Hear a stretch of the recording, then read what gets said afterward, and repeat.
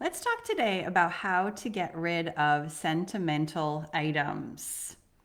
So many of you, and raise your hand if this is you, you have things in your home that you're hanging on to, not because you're using them actively, not because, they're useful, but just because you love them. Just because they have a special place in your heart. Can you relate to this? Drop me a comment. Let me know if this is you and let me know what that would be for you. Super curious because sometimes it's, things like, I don't know, wedding china or, something like really, or an antique piece of furniture. And sometimes it's like the old t shirt or the t shirt collection that is falling apart because it has been worn to pieces, right? It doesn't mean necessarily that something is like super gorgeous and beautiful, but it could be sentimental for other reasons. These kinds of things are so hard for people to let go for a number of reasons, and we're going to dig into that. But just curious if you guys want to let me know, what does this look like for you? Because I want to talk about it. And let me, okay, we have people online. Hopefully our sound and our video is going to cooperate. You guys, I literally just had a heart attack because, we have these little cats. We have these two little cats and humor me while I tell this story because it has a point. These cats, they don't go outside, right? They're kittens, really. We just got them. They're like 5, 6 months old, and we do not let them outside.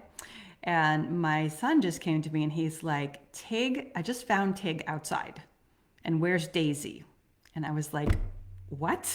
Like, I'm like, oh my gosh, where is she? She's going to be, like immediately my brain goes to she's going to be eaten. There's like foxes outside and there's hawks and she's probably already someone's lunch. And I'm like, oh my gosh, should I cancel? Should I postpone the 2 p.m. video? Like, what are we gonna do? Where is she? And thank goodness we found her, and she was not. I don't even know where she was. She was probably hiding under the couch or something. But she has been discovered. But I just like had a panic attack because I was like, where's this cat, right? And it's silly, right? It's like she's just a cat. But I love her and she's special to me, and I don't want her to get eaten by a hawk or get lost. That would be really sad. So I'm really glad we found her, and I'm glad I didn't have to delay and postpone here as well, because that would have been unfortunate. Also, all right. So let me know what things do you keep for sentimental reasons. Kathy Backus is here. Yay. Okay, seasonal collection. Now that's interesting. Seasonal. Keep almost everything. Darla says, going through my mom and dad's home belongings the second time now. Paper and books. Okay, right. So, like, these are things that are special to you, right? They have meaning.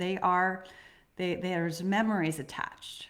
So we keep them not because, right? And again, I really want to be clear. These are things that are not, you're not using, I mean, you might be using them, but I'm talking particularly about things that you're not using and that are just, they're things that you're holding on to purely for sentimental reasons.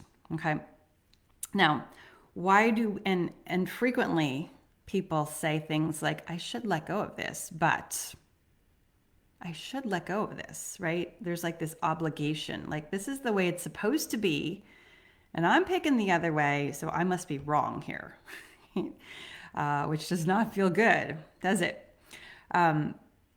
So the way I look at these things is we're keeping them because we think that we should keep them, or maybe we think we should let them go, but we're keeping them because we're trying to like maintain, that time in the past. We like to revisit, that time in the past, whenever it was, or we'd like to go back to that memory, and that thing helps us to call up that memory, right? It's like a trigger, like I have this beautiful coffee mug. I love this to pieces. This is like my favorite.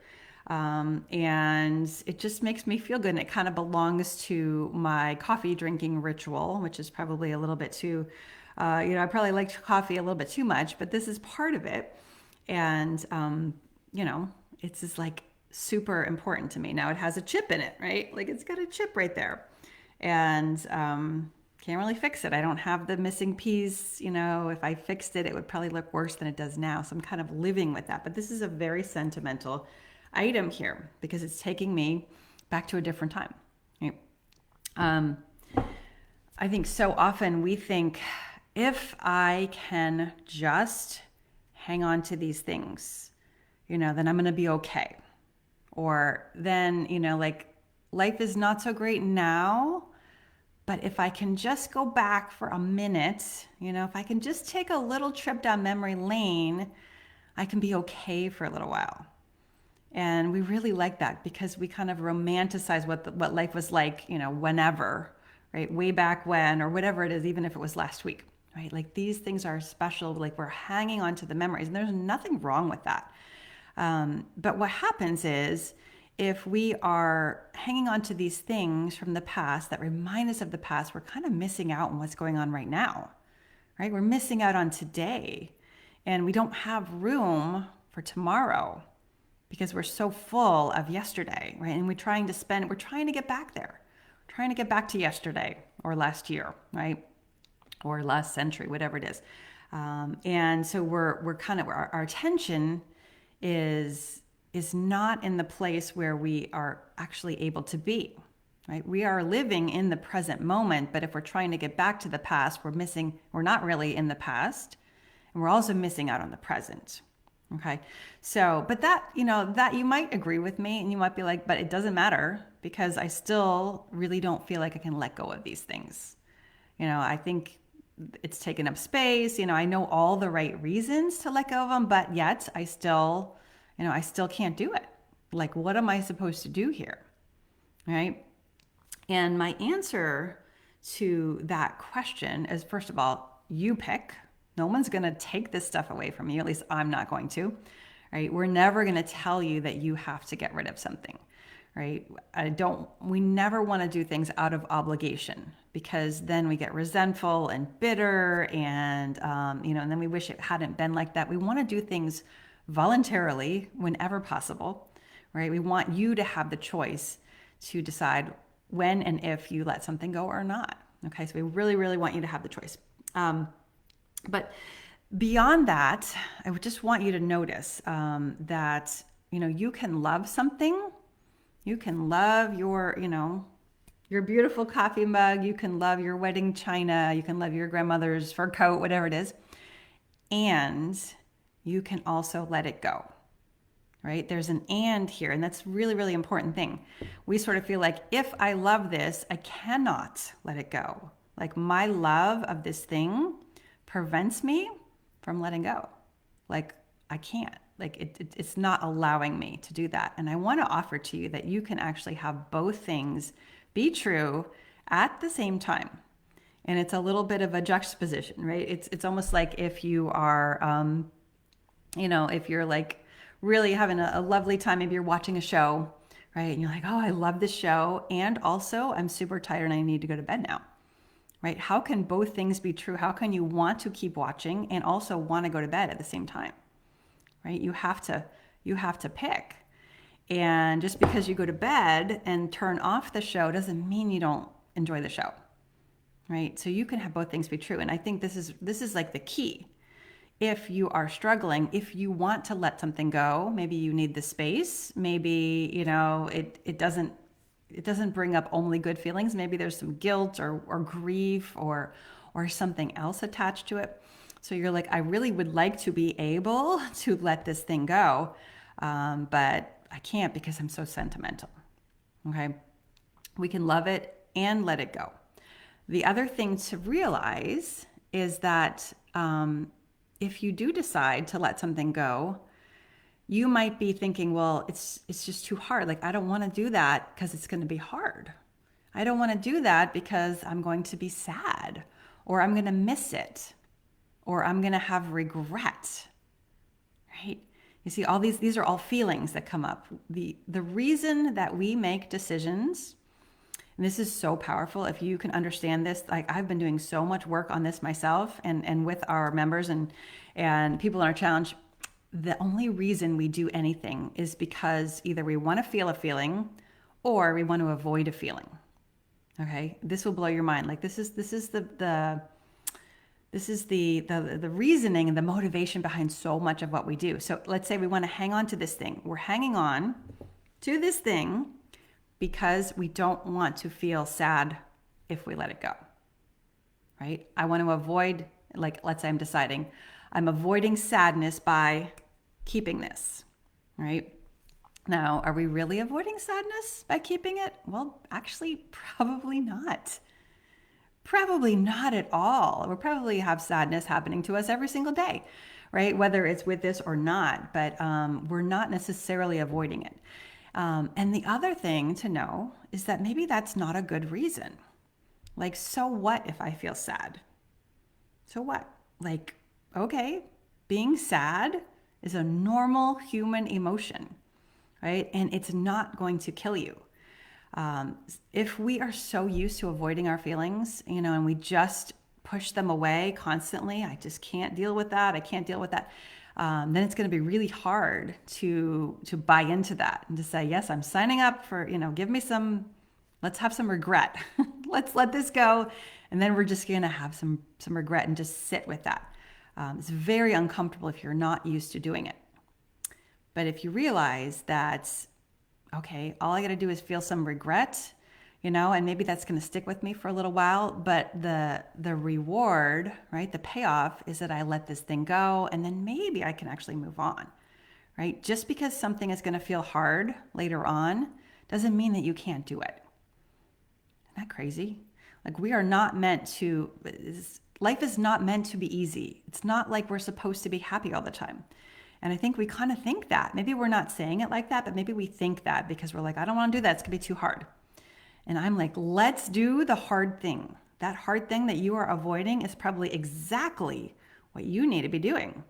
Oh my gosh, right? It's not good news, is it? It's really not good news. But again, we're not avoiding any kind of suffering or discomfort just by staying stuck. In fact, it's really hard to be in a place where you haven't let things go. Right? So you can just pick which hard do you want? Do you want the hard of staying put and keeping every last item? We know people that have, they've kept, like, let's say every piece of paper their kids brought home from school for 30 years, over 30 years. So it's hard to keep that because it's taking up a lot of space and there's a lot of feelings surrounding all of those papers. That's hard. And it's hard to let it go. They're both hard. So which hard do you want? Which hard is going to move you forward, right? And go with that one, right? Don't tell yourself I'm avoiding some pain by doing, by picking this option, because you're probably not. And you're just staying stuck, right? So it's really important to understand that distinction. All right, what questions do you have? Do y'all have questions about that? Let me know. Kids' school stuff, pretty stitched pillowcases. I've already released plenty of paper and books. Love it. Stitch pillowcases are historical, lost art. Okay, yeah, that's interesting, isn't it? Like, if you feel like these are historical, we're never going to be able to recreate these. It's like, of course I have to hold on to them, but maybe you decide you don't. Right? Totally up to you. Let's see. Denise says, when we were burglarized many years ago, and they broke down the front door. It was winter and dark at 5 o'clock when we got home. Didn't care what they stole, but we're so worried a cat might have gotten out. Yes, right? It just really changes all your perspective. Yeah. The past doesn't haunt us. We haunt the past and miss out on the present. Oh, that's beautiful, Lisa. Yeah. Love it. Okay. I can't get rid of my mom's hurricane lamps. You know what, Kathy? I would change it. I wouldn't say I can't get rid of them. I would say I don't want to get rid of them. Right? Because when you say I can't get rid of them, you're out of control. Like, it's nothing that you can do anything about. But I would like you to own that. I would like you to say, I don't want to get rid of those. Or maybe you want to say, I do want to get rid of them, but I'm holding on to them anyways, right? Like, we want to be using words that are just reminding ourselves and underscoring ourselves that we are in control. You are the boss of your emotions, or you can be. And that's really, really important to know, because when we don't feel like we're in charge of our brains and our actions, then we feel out of control. And that's when we get anxiety and stress and all that, because we are not in control, right? So we want to be in control of our choices, even when, they feel like maybe I should make a different choice, but this is the one I'm making. I want you to be all in on your choices. All right, what else? Let's see. Kate says, I've been putting things in storage that I might miss as an interim step, but it's pricey. Yeah, right? Okay, perfect example, right? So, like cost benefit, right? The cost is the dollar amount of the storage. Right? You put something in storage because you're like, I don't want to, I might miss it, so I'm going to take a baby step. You're going to pay money. You're going to have to move the stuff into storage. Right now, you can't find it. Like, those are all the costs. And what's the benefit of putting in storage, right? The benefit could be, well, I don't have to decide yet. Benefit could be I can bring it back home if I want, right? That's another benefit. So you could like list out all of the different things that are on both sides of that equation, and then you get to decide, is the cost worth the benefit, right? And if it is, fantastic. But you might decide, actually, like the cost is way more than the benefit for me in this particular situation, and so I want to make a different decision, right? Totally up to you. All right. I'm learning that I don't want to be remembered as the one who was busy with hanging on to the past. Love that. Oh, that's beautiful. That's beautiful. All right. So I also want to make sure that you all have heard the news. We have just opened enrollment to our membership. Okay. And I'll take a couple more questions. If you all have questions, drop those into the comments. We have just opened enrollment to our membership for the next week. Okay. About a week. There is a link below this video, and I'm going to drop another one. There we go. Okay. And this time, the way we're doing it is when you join the membership, you will start out in our 28-day reboot program. Okay. So we're going to hold your hand for 28 days.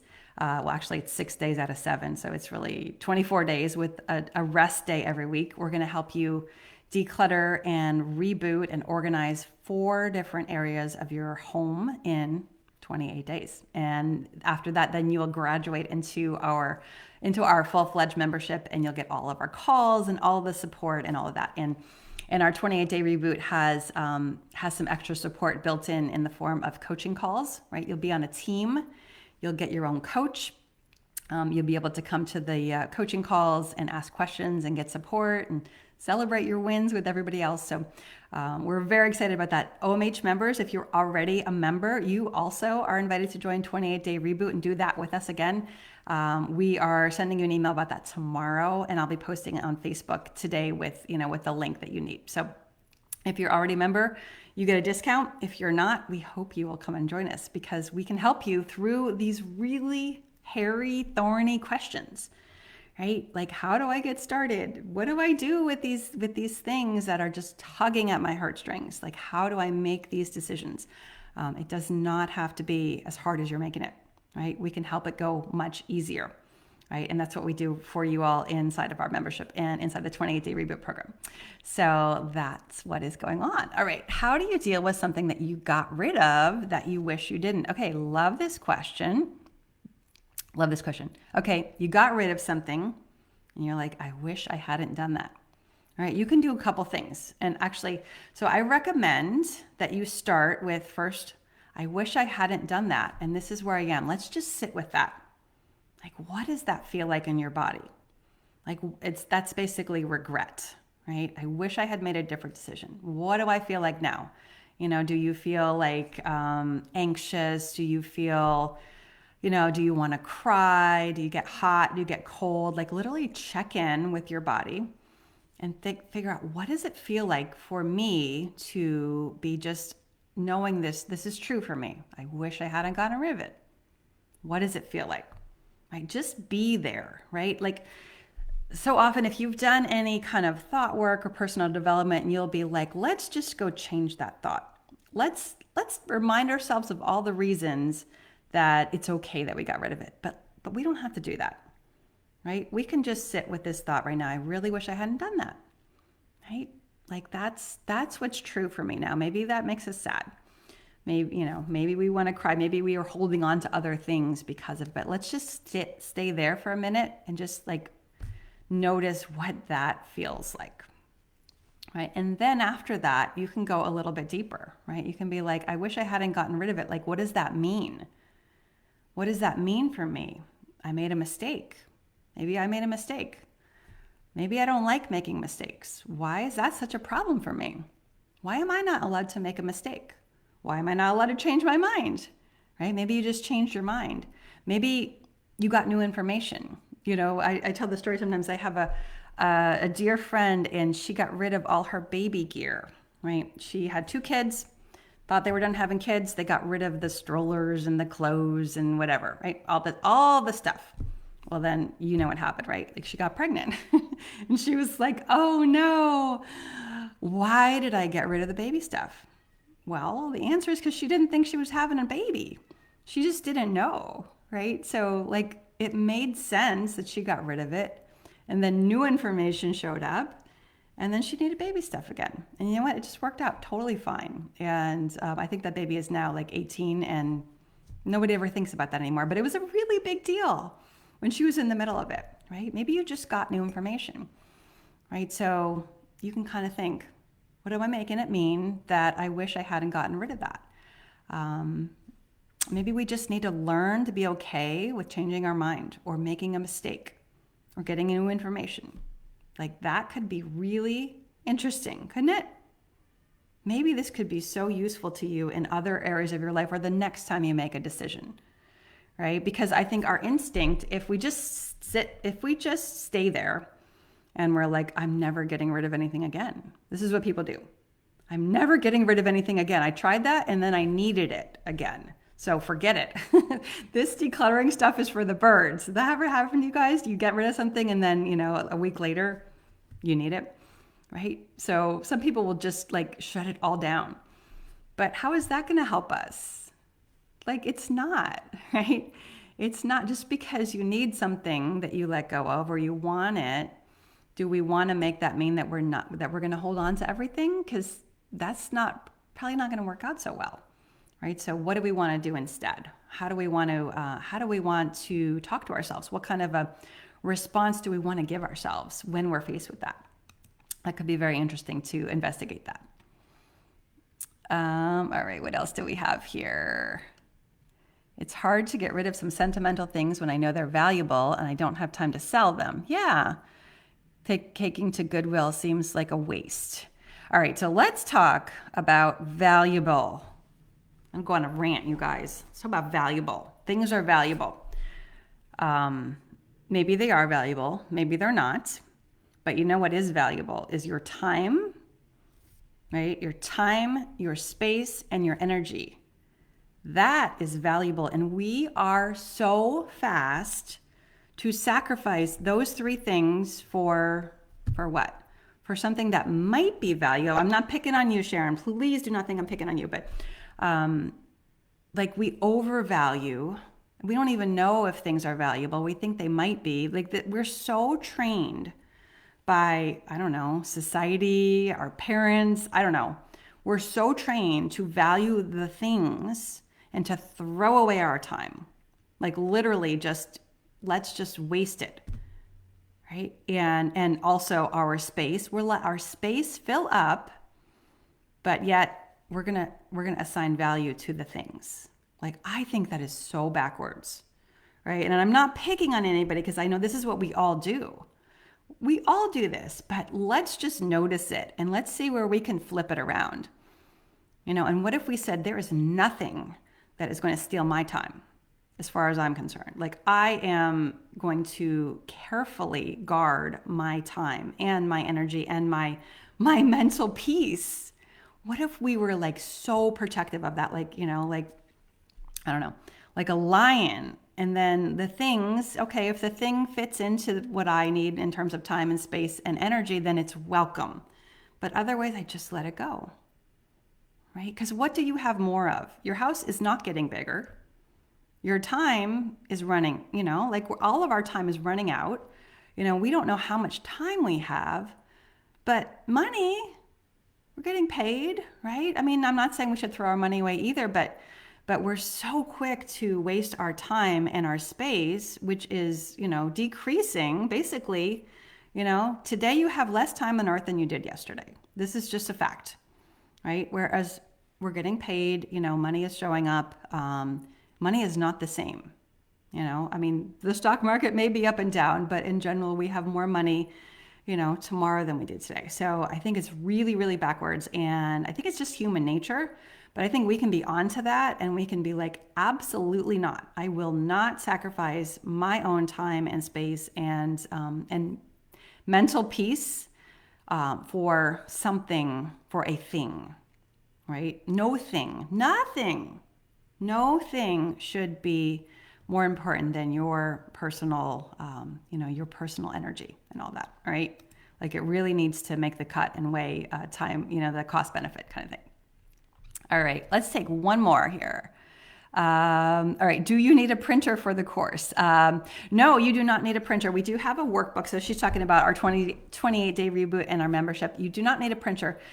We do have a workbook, but you can pull it up on your computer. You can pull it up on your tablet, or my favorite way, a notebook, good old-fashioned notebook. You can look at the questions, you can go through worksheets and you just write down whatever you want to write down on a good old-fashioned college rule spiral bound notebook. Please do not give me the wide ruled because those do not work. I don't know how anyone writes in a wide ruled notebook. That is my preference. So you don't need a printer. If you have one, go for it. It's absolutely not required. All right. If we're here to declutter, we should step up and let go, learning that our home is not a storage container. Yeah, that's what we're here for, right? That is what we're here for. That's what I'm here. My job is to give you some new ideas, some new ways to think about things, and then you decide if they work or if they don't. Someone criticized me earlier and she said, you are assuming that we are all the same, and you need to stop that. And I was like, well,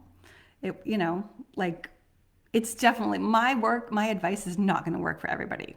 I really, really understand that. And I think you all should be okay with that too, right? If you're like, this is not my cup of tea, not good, then I really want you to go somewhere else to get your advice. Okay. Please do not think that it's supposed to work for you. If it does, fantastic. Stick around, buckle up. And if it doesn't, then go find someone else. Okay. It does work for everybody in our community. These things work really, really well, but they're not going to work for everybody, and that's totally fine, right? It really is. But that's my job, is to just give you ways to think about things, to point out things that you might not have considered, right? I've done this with thousands and thousands and thousands of people, and so maybe I can help you see things in a new way, right? And that's what's so beautiful too, because you don't have to do anything you don't want to do, right? This is not, you're not joining the army when you come to our membership. We are not going to boss you around and tell you what to do. We're not going to tell you have to do things a certain way. But the cool thing is that you're going to want to do things a certain way, right? And you're looking for new ideas. Otherwise, you wouldn't join. Otherwise, you'd just be like, I'm good here, but you're not good. And that's why you're looking for help, and that's why you're looking for advice and new ways to think about it. So that's why this works can sometimes can work really quickly, at least inside your head, right? It takes time to work through the things, but you don't need to, you don't need to be in, calls for, let's say, 5 years, right? You don't have to work on this for 5 years in order to see a difference. Because you're going to hear something I say and it's going to click and you're going to think, oh, wow, I never thought of it that way.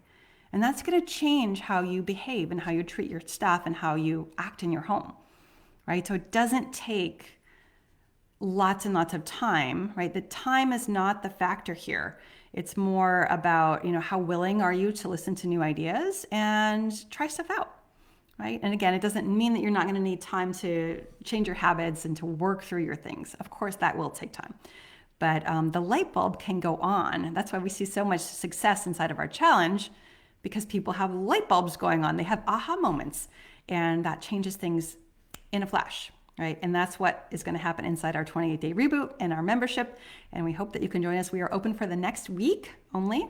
So, if you do want help with, with your house, we'd love to help you, and you want to get on in the door there. All right, everybody, that's what I have for you today. I'm going to go and pet those cats and make sure they're all safe and accounted for and all the doors are closed. And I'll talk to you later. All right, take care.